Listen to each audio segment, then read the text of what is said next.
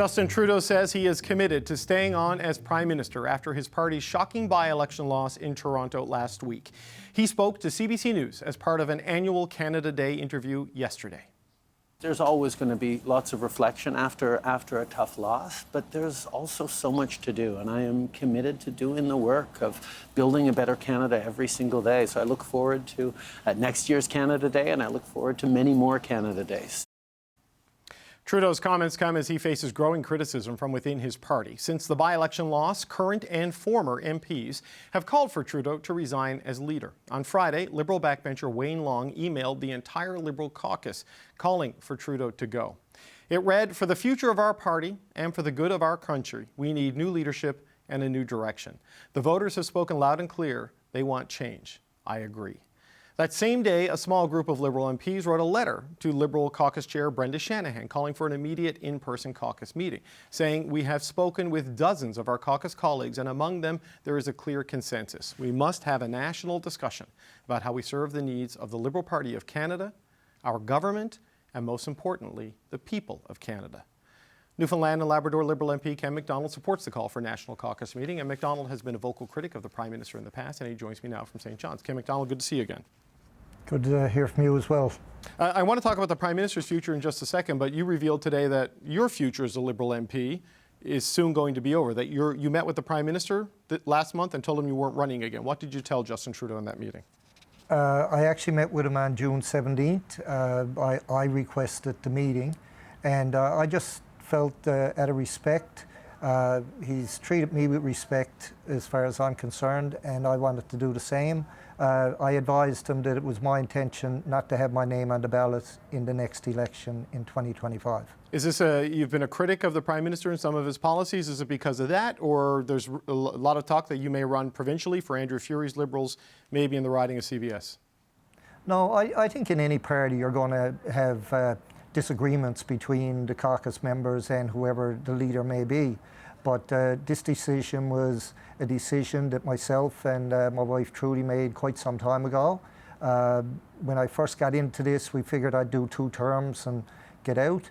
So it ended up being 3 elections, and I decided that it's time to let people know that I will not be running the next time. If I did that early enough so as people could come forward if they're interested in running under the Liberal banner.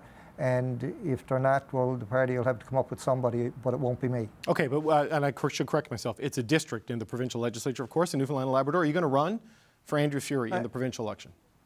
I haven't given a definite yes yet, and I haven't given a definite no. I've been asked, and most people already know that, and the Prime Minister knows that as well. And but I haven't given a definite yes. Okay. Of course, it depends largely on when the next provincial election will be, and where I would be asked to run, I don't know. It probably will be in my home riding or home district of Conception Bay South, but if it is, so be it. And if I put my name forward, I'll work hard as I did as a federal MP to get elected. I'll do the same to try and get elected provincially if that's the path I choose. Okay, let's talk about federal politics again. When Wayne Long sent his email to the caucus on Friday, you were the very first MP to reply all. You said, "Well said," with an exclamation point. Does that mean you agree with Wayne Long that the Liberals need a new leader? It means that I agree there has to be a conversation. When it comes to who the leader is, whether it's Justin Trudeau or somebody else, I've said many times before that if the Prime Minister decides to leave, that's his decision to make.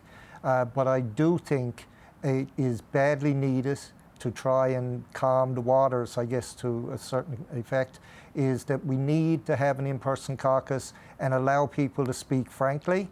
That election in Toronto St. Paul's, I think, is a sounding board that is telling us that, listen, your day is here.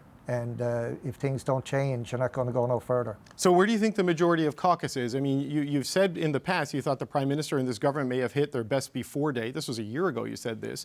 Where do you think the majority of caucus is right now in the wake of what happened in Toronto St. Paul's? I think there's a lot of caucus members who are nervous.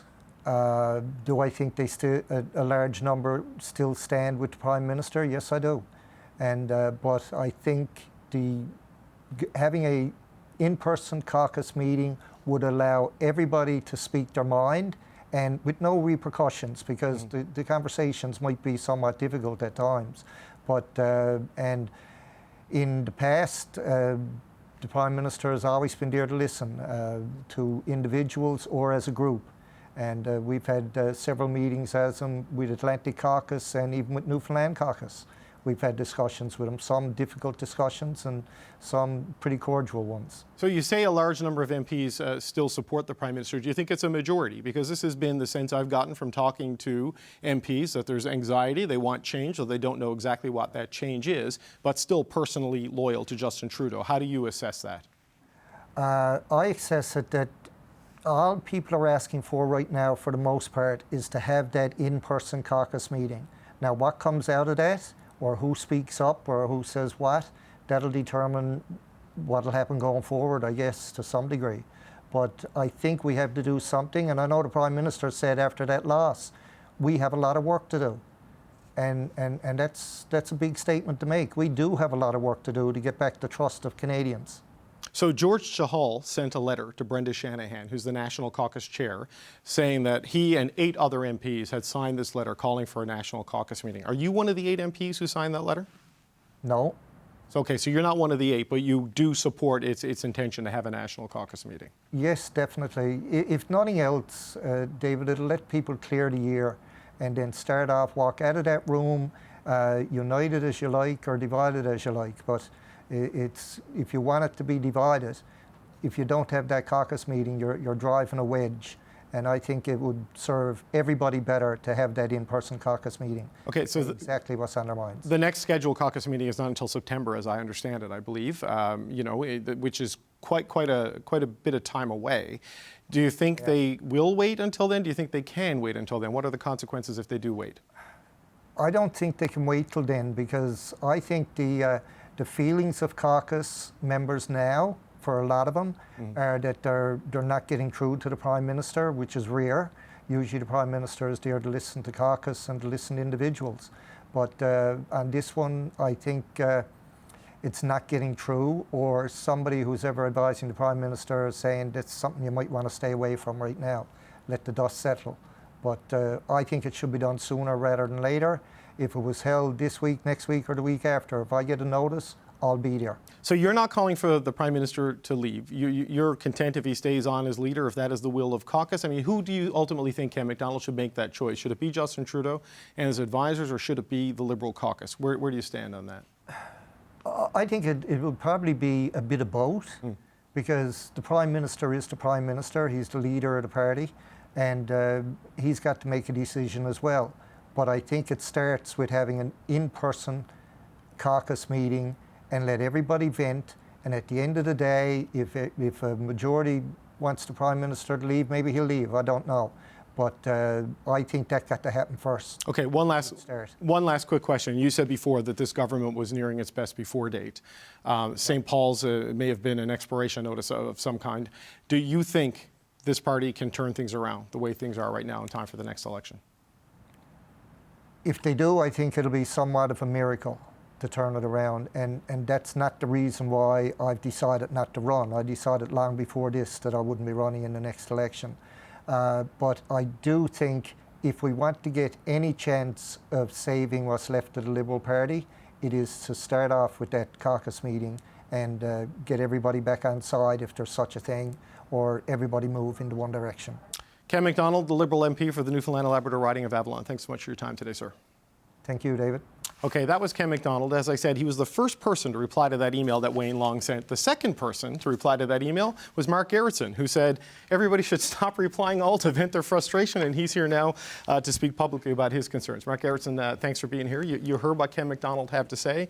What do you make of his assessment of the state of things for your party and your caucus? Well, I think that Ken is right, that there is a lot of concern out there. I mean, we suffered a pretty significant blow. We should not have lost that by-election in St. Paul. Having having said that, I think that this gives us some time to reflect on the choices that we've made, the communication that we're doing, how we're talking to Canadians, how we're listening to Canadians, and it gives us the opportunity to reassess and to regroup and to continue fighting for Canadians. At the end of the day, David, there's no doubt in my mind that if we move towards the alternative, which is Pierre Poilievre, Canadians are going to be a lot worse off. And I don't say that in a way to try to scare people. I mean that realistically, if you look at his record when he was in government before. Right. You support the Prime Minister's leadership. You want him to stay. You want him to lead you into the next election, because unlike Ken McDonald, you are running again, correct? I am running again, and I can tell you as an MP that has chosen to put his name forward again, I support the Prime Minister and the leadership that he's given us and taken us through, in particular, the really challenging times over the last 5 years. When you look at everything we've been through with COVID and with inflation and the impacts of that, it's no mystery that incumbent governments throughout the world have a lot of focus put on them right now, and I think that's what we're seeing here.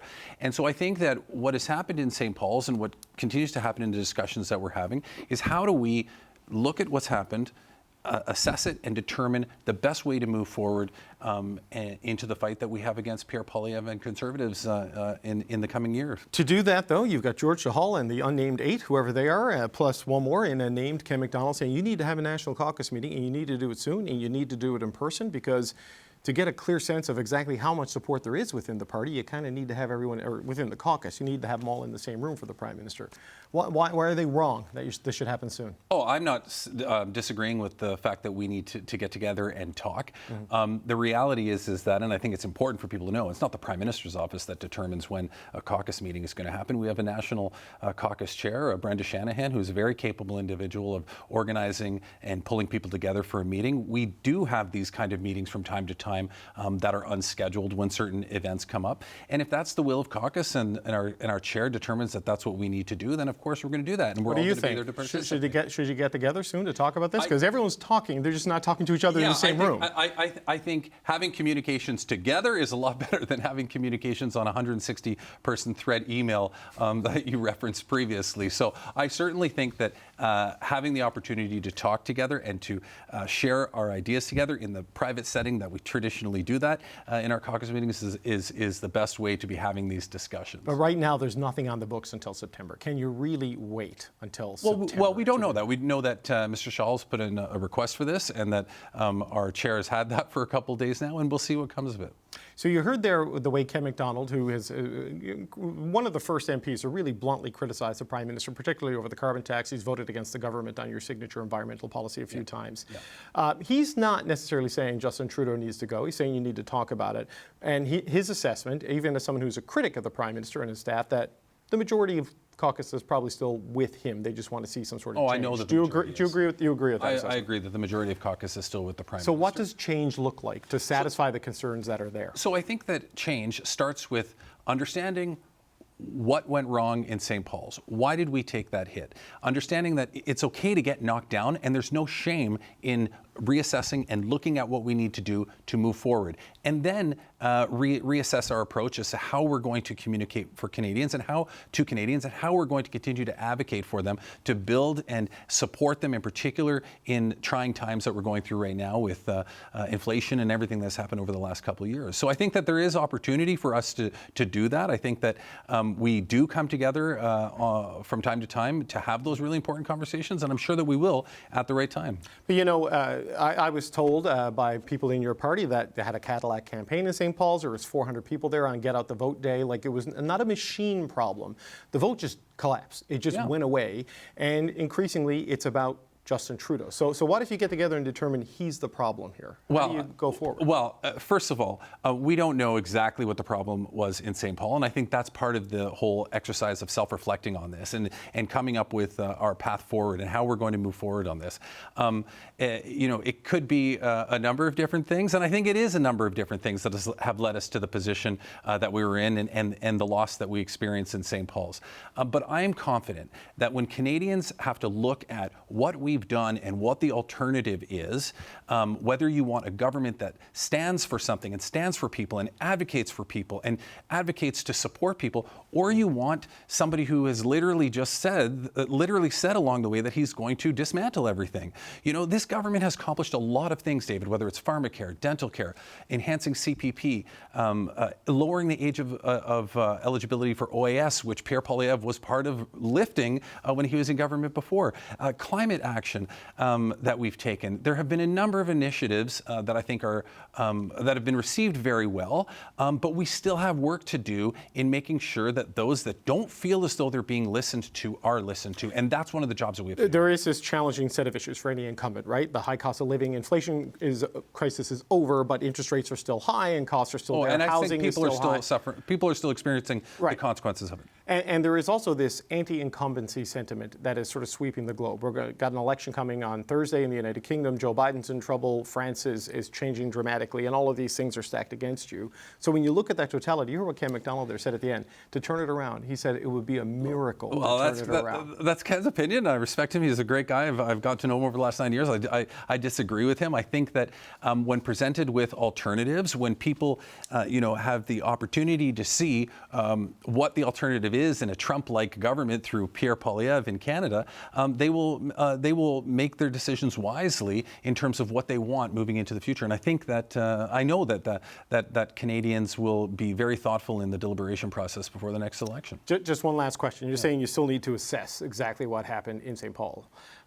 You've got La Salle-Verdun coming up, right? So while you're figuring out like all the issues around the by-election you just lost, there's another one coming up. You need to win. This was Paul Martin's old seat, David Labette's seat.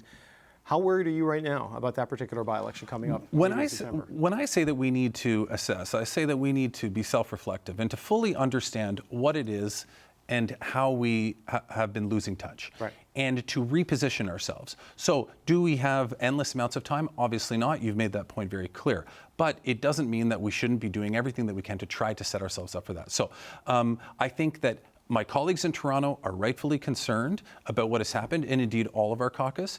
But I don't think it's anything. I know it's nothing that has caused anybody to suggest that there's no path forward, because I genuinely believe that there is. And I believe that when people start to see what the alternatives are with Pierre Poilievre and what he has to offer, it'll be very clear as to the direction that they want to take. But do you need to change cabinet? Do you need to change staff? Or is it just policy change? What is it? I think it's more along the lines of our communication and a policy. You know, you brought up the carbon tax earlier, and Ken McDonald's point on that.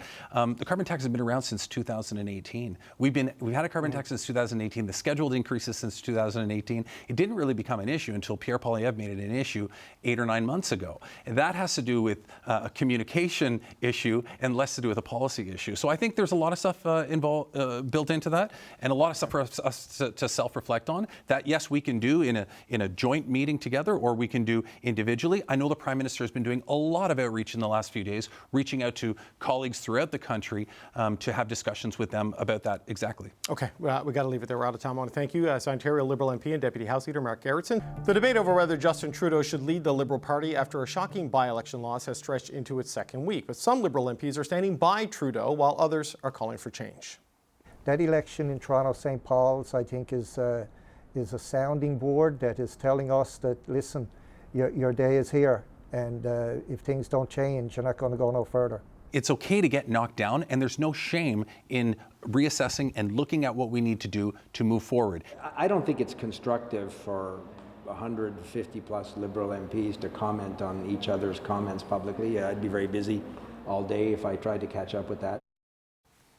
At least 9 MPs have signed a letter calling for an immediate in-person caucus meeting, writing the residents of Toronto-St. Paul were clear in sending a message. If we claim to be listening, then our public responses are disconnected from reality. This scenario did not arise overnight, but it demands immediate attention. And the CBC's Heather Hiscox asked Prime Minister Justin Trudeau about calls for new leadership. Have a listen to his response. There's always going to be lots of reflection after a tough loss, but there's also so much to do, and I am committed to doing the work of building a better Canada every single day. All right, let's bring in the Tuesday Power Panel. Michelle Cadario is a former Liberal National Campaign Director. Françoise Boivin is a former NDP MP. And here with me in the studio, Kate Harrison is a Conservative political analyst. Good to see you all. Michelle, let's start with you. Some experience with Liberal leadership turmoil over the years. What should Justin Trudeau do here? Should he call the National Caucus right away or should he wait? I think he's got to have a National Caucus meeting. I would give it 2 weeks. And in the interim time, he has got to be on the phone talking to them individually. He's got to have his staff and PMO and other supporters and strong cabinet ministers who are supporters of his also calling and kind of rallying the troops. It's essential right now. I don't think there's anybody who's actually threatening his leadership outright in terms of that they're going to step forward as an alternate candidate. But we have to get past the narrative, and he can't look scared to have a National Caucus meeting. Have some conversations, have a whole lot of conversations one-on-one with your caucus members. Bring them together, let them blow off the steam, and bring forward their very, very legitimate concerns and worries. And if his intent is to stay on, then he needs to listen to them and not spin them. Right. And I think it could be a very constructive thing to do. Right. So, and just to be clear, even Ken McDonald, who's been a strong critic, Françoise, of this Prime Minister, and has said before that he feels they could be past their best before date, he's not demanding Justin Trudeau leave. There is no coup necessarily at this point, but there is an unrest and an unease that could turn into something if it's not dealt with. It's sort of the assessment I get from even people who work for the Prime Minister directly. So what's your sense of where things are? I do agree with Michelle, and having been part of 2 different caucus, it's so important that the Prime Minister listens to his caucus members. Actually, it should be the job of the caucus chair, in my opinion. She should have been ahead of the curve, just to maybe tell.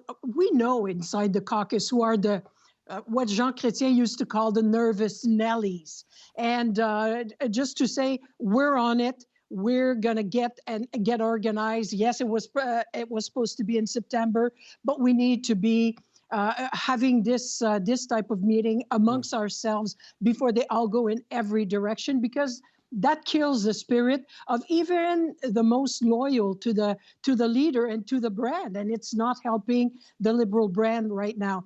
Is 2 weeks too fast? In politics, I was giving it almost a month. I mean, if they come with a national caucus early August or even just before the Olympics, that would be a good thing. First day, yes, you listen. But in my opinion, I don't want them just to listen, because they are all going to say pretty much the same thing. What the hell is happening with us? Why are people not listening to what we have to say? So second day should be about the leadership showing they have a plan, not to shuffle a cabinet that didn't work last year, but that they have a serious plan to change the bar. And I will just open, because I know we don't have that much time in this segment, but I will just say, I wonder if they shouldn't think about going into a direct election and say, you know what, we don't die one little death by little death from by-election, but we go in war, and we're ready to show what your second guest, Mr. Gerretsen, was saying, that we are way better than the alternative. Well, I have heard none of that from Liberals that I've been speaking with. Of all the various suggestions I have heard, Françoise. So no. Free advice. Yeah, no. Michelle's face says it all. I hear Michelle looks terrified at the very prospect. I think a lot of caucus members might feel that way too. I think it's a great idea. No. I'm sure you do. I'm sure. And Pierre Poilievre he's just gassing up his bus. I'm sure. But Kate, there is this push to have the caucus meeting. You can understand why they kind of didn't have it right away, because of Canada Day and the commitments there. Soon you've got the NATO summit that he has to go to. So there are big things that a Prime Minister has to do beyond being the leader of a Liberal Party. But there's also inside the Liberal ranks a desire to have the caucus, but a fear to have the caucus, because if no clear plan is laid out, it becomes a spectacle for venting and grievances and just a million more media cycles of the venting and the grievances. Yeah, and this is where Michelle's suggestion, I think, is a really prudent one. You send a signal that a meeting is going to happen. You have the benefit of frankly, putting a bit of a cap on caucus members going out and saying and doing whatever they like in the interim, because they will have an opportunity to do so in a private setting. You also buy that time to, again, to Michelle's point, which I think is good advice, calling caucus members individually, feeling them out, putting some of their concerns aside to the best degree possible, and it affords you the ability to put together a plan. Now, I don't think having a caucus meeting is going to result in a completely different course of action, because I think if there were a different path to be pursued by the Prime Minister, he would have taken it well before the by-election. So I don't think the caucus meeting is the be-all and end-all. There's going to be a silver bullet there. But to me, it seems like the bare minimum thing that you can do to signal to your colleagues that you do want to hear from them, especially when last week he was signaling, he wants to hear from Canadians. He's not putting himself in many scenarios to even listen to his own caucus at this point. So, Michelle, on this, right, you have a couple of constituencies at play here, right? You have to keep your caucus on board, obviously, but you also need to find a way to reconnect with voters, which increasingly in St. Paul is the proof point that they're not happy with where things go. So he says he's staying, everyone around him says he's staying, and even the caucus say it's his choice, but they want to see change. What kind of change can you put on the table to satisfy those constituencies at this point? Well, it starts with an agenda, and it starts with actually kind of, drilling down into meeting Canadians where they are. What issues are of importance to them, and we know what that is. It's affordability.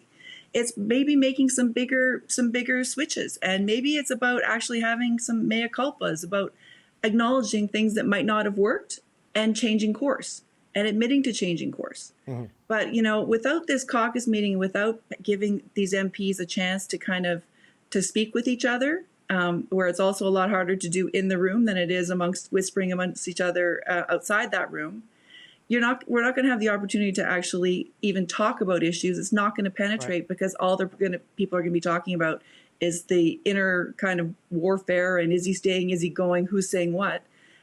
That's just complete noise. And Canadians will tune out even further the Liberals than they already have. So, Francoise, on that point, whenever a Liberal MP or a Liberal cabinet minister pops up in public, the cameras and the microphones show up, and the questions are about the leadership and should there be a caucus meeting. So, look, they want to see change, even if they want the Prime Minister to stay. Give us some examples of what the change could be that would satisfy your caucus anxiety and give you a chance to win back some of the electorate who have left. Well, that's where their biggest problem is, because they are already touching with a lot of their policies the things that are the closest to the heart of the public, of the voters, which is a lot of affordability issues. But it's the message that doesn't seem to compute in between the policy and the recipient of the policy. So there's kind of a disconnect there. That's why you might all find my idea of a general election, not in the summer. You can't keep coming back to that. Like October, you want to go? Because we need to see what the other side has to offer, other than just saying, I'm going to axe the tax, I'm going to fix the budget. How? And which tax? And how are you going to make this whole country work? You need to shift maybe the burden on the other side and put them a bit more on the defense, because on the actual policy, on the dentist, the dental, the childcare, all the things that are dear to the heart of Canadians, the Liberals are playing in it, and a lesser extent the NDP. And when you survey or you poll the public on what's important to them, it's all those issues. But you have the Conservatives saying, hey, you know what? We are not going to address any of those issues that are dear to your heart. But you know what? It doesn't matter because you love us. Whatever we're willing to give you. Well, maybe in a campaign, people will then pay a little bit more attention, because I don't know what they can change more except conveying their message a bit better than they have from the get-go. So, Kate, this is the Liberal argument Francoise has touched on there, that the public may want change. That's what they're telling pollsters, and that's what they're voting for. But what that change actually is something they don't really know until they see the full plan from Pierre Poilievre. But to get to that point, They got to get caucus on board. They got to do these things. So what is your sense is the couple of quick things that they could do or in the short and medium term to help with that? So what they could do, not necessarily saying this would work, but what Right. they could do is consider prorogation, which would wipe the legislative calendar clean, and that would give them a fresh start for things like a throne speech and a brand new signal to Canadians about the policies and the legislation they want to move forward. I would suggest that it needs to be much more narrow in scope than what they've put forward so far. They did pass a number of bills before the end of the session, but they have struggled to get legislation through, so that could be one option. They could look at firing senior staff to the Prime Minister.